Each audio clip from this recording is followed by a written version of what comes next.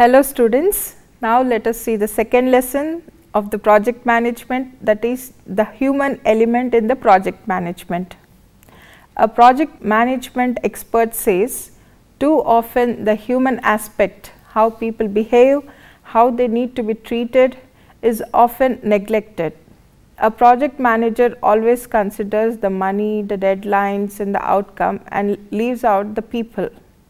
This is being the main reason for the failure of many of the projects. It is not about gathering the requirements, following the process, meeting the deadlines, schedules and closing the project.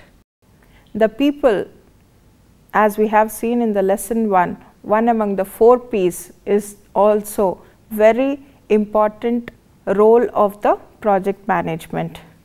It also includes how well a team functions as a unit, how their experiences are being used to solve problems and resolve conflicts within a team.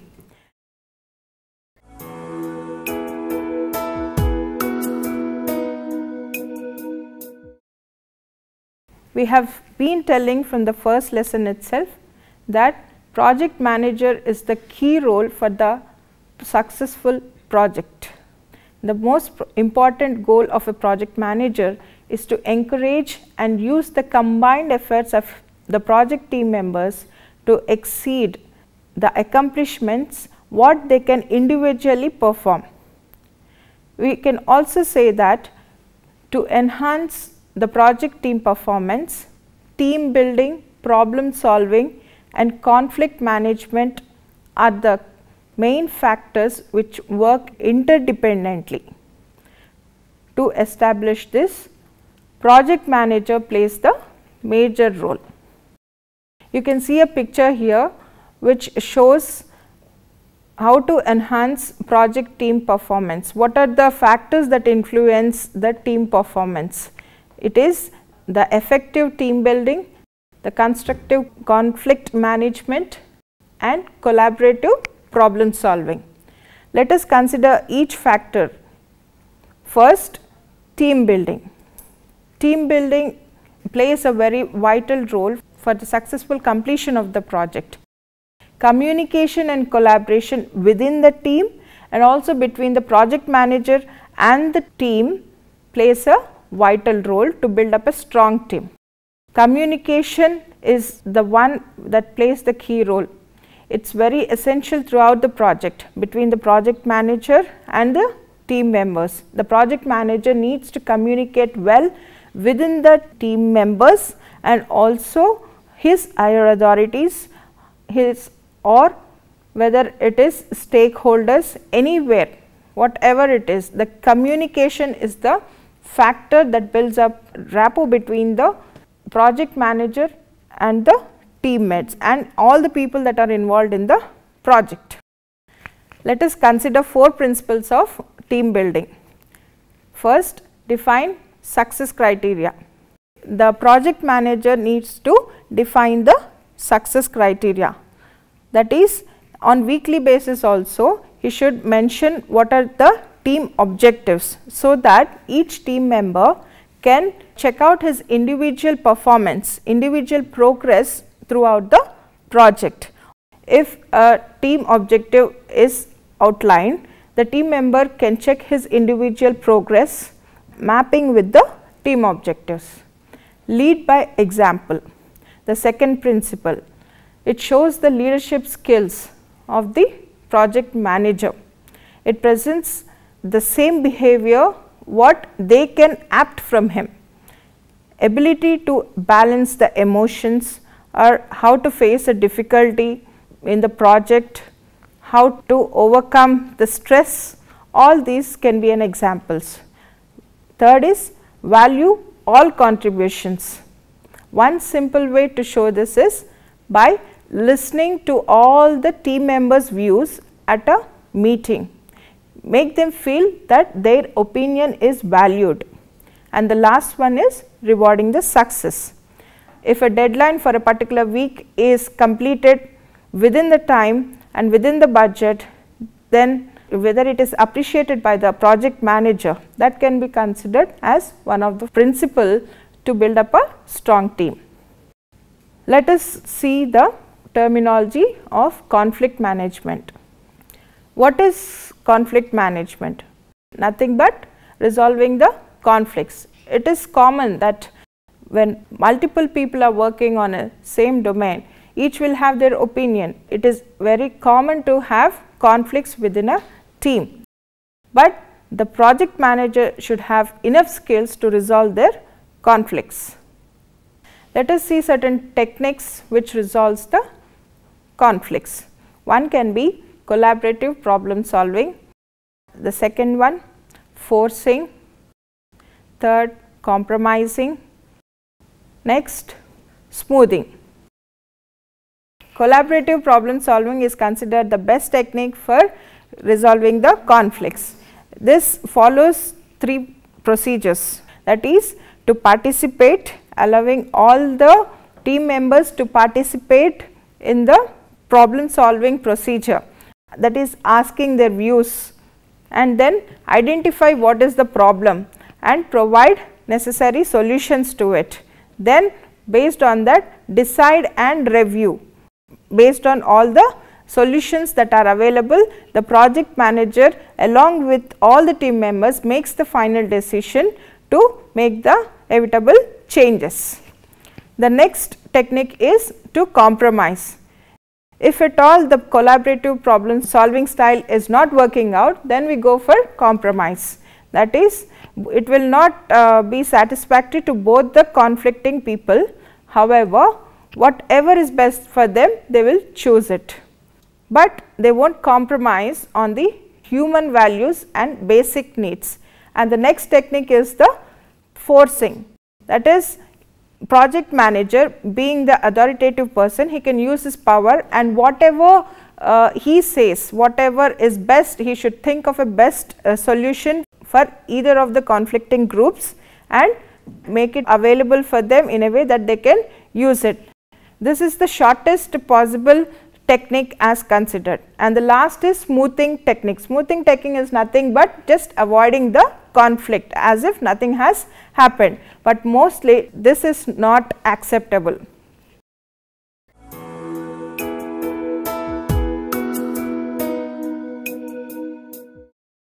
Motivation refers to the initiation, direction, intensity and persistence of human behavior. It is considered as satisfying one's personal need to inspire him to do something better. It is like boosting your team. The project manager plays this important role of motivating his team, that is, you are increasing his team's self-esteem. What are the various abilities of the project manager? As we have seen in the first lesson, the same acronym of MOI.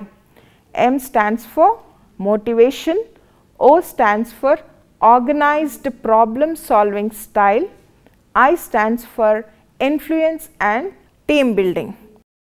Let us consider few other techniques through which project manager can motivate his team members. First one is to know the people. He should know the team members individually. He should know what are their skills, what are their experiences, even to the extent of understanding their minds. He should provide an environment where they can flexibly approach him, whatever may be their need. For example, if a person is unable to work today because of some issue going on in his mind, he can rest, take a break for some time and continue later. Such freedom has to be given to the team members. The next one is set goals. Goals should be in a way that the team members will be able to achieve whatever may be their skills and experience. It should be in a way that they can collaborate their skills and experiences and their knowledge to the objectives of the project. The next technique is providing incentives, and the last one recognizing their achievements. He can provide extra bonus for them, increase their pay hikes and also celebrating the achievements that they do on a weekly basis, or applauding them, saying a big thank you always does wonders when done in a team. Some other techniques are taking their opinions, providing professional enrichment, that is encouraging them to go for workshops or conducting trainings in a way to enhance their skills, their knowledge. All these are considered as techniques to motivate the team members in the project.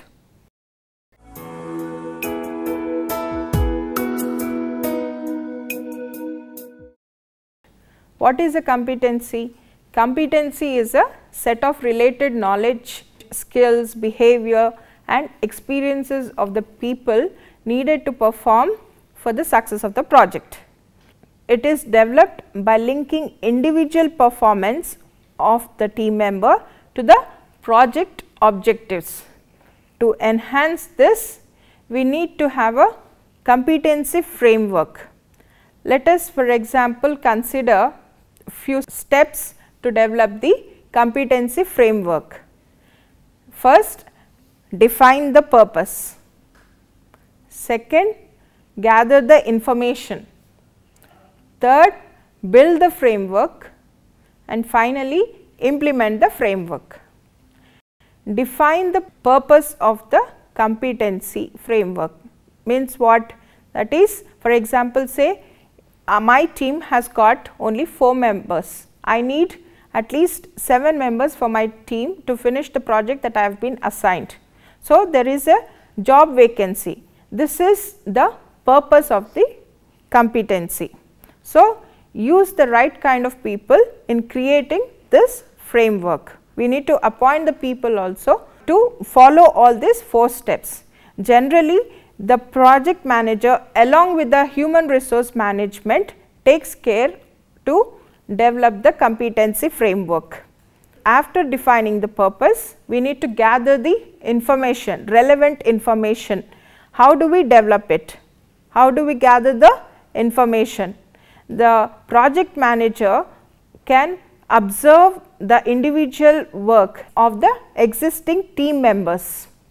He can talk to them, he can ask questions, what are needed, what else is needed, how many people are required, all these he can ask to share the work, or what deficiencies we do have, if any extra training is needed for them, if the number of staff has to be increased, all this he can discuss with his project team members, so that they can move ahead with the competency framework. Once information is gathered, they need to build up a framework. They need to have a separate, they need to have a sub modules of each of the competencies. Say for example, if the vacancy is available, they need to be filled. For this purpose, recruitment and staffing is done. Now, how do we do that? By preparing job specifications and conducting interviews. That is considered as one part of the competency framework. Another part you can consider as those are already existing, providing them an external training upon the technical skills they have, and also once the people are appointed, you also updating them about the project and the skills that are required, like brushing up the skills that they have on the project. This is considered again under training and development criteria. In this way, you need to build the framework. Once it is built, you need to implement it. Once the framework is built based on multiple criteria, it is important to put them into action. This is how the competencies are built. The 4 steps taken are: first, define the purpose of the competency; second, gather the relevant information; third, build up the framework and implement the framework. The 4 steps, that is to define the purpose, gather the relevant information, build the framework and implementing the framework of the competencies. All this put together helps us to develop the competencies.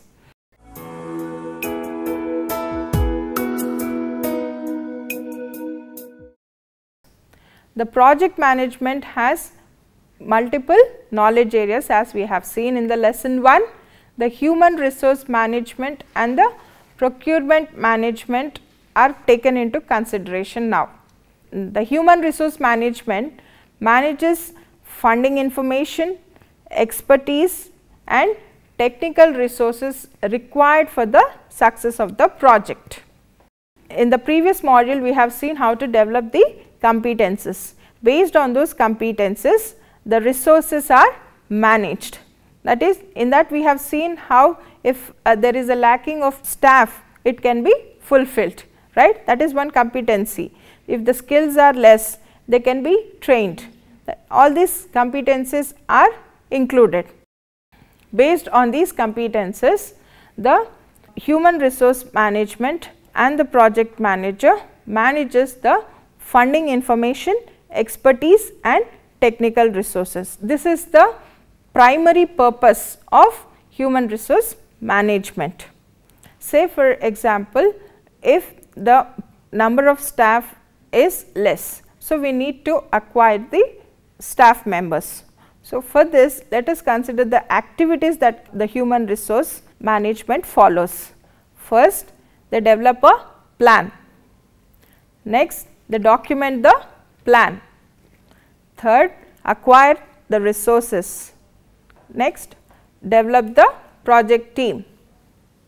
Next, manage the project team.